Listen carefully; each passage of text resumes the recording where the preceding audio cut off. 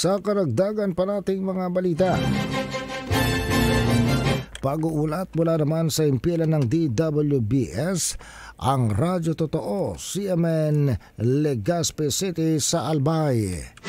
CNN Live Nationwide. Susan Balane, magandang araw sa iyo. Magandang araw Ariel, magandang araw Pilipinas. Umabot sa kabuoang 2,877 aspirante ang naghain ng kanilang Certificate of Candidacy sa 8 araw na pagsasagawa ng COC filing sa mga tanggapan at satellite ng Commission on Elections sa 6 na probinsya ng Bicol.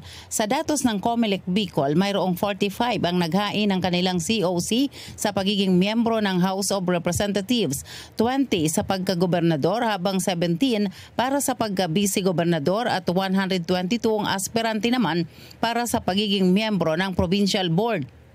Samantala, umabot naman sa 286 ang naghain ng COC para sa pagka-alkalde, 251 para sa pagka-vice-alkalde at 2,136 na aspirante naman ang tatakbo para sa pagkakonsehal mula sa 114 lungsod at bayan sa Bicol. Ayon sa COMELEC Bicol, mayroong 27 aspirante and uncontested positions o walang kalaban sa paghahain ng COC.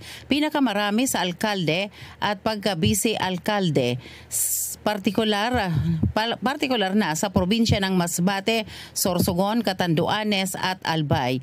Mula dito sa Albay, ako si Susan Balane ng DWBS Radyo Totoo CMN Legazpi. Nag-uulat para sa CMN Pilipinas. CNN Live Nationwide. Maraming salamat Susan Balane mula po sa impilan ng DWBS, ang Radyo Totoo, CMN Legazpi City sa lalawigan ng Albay.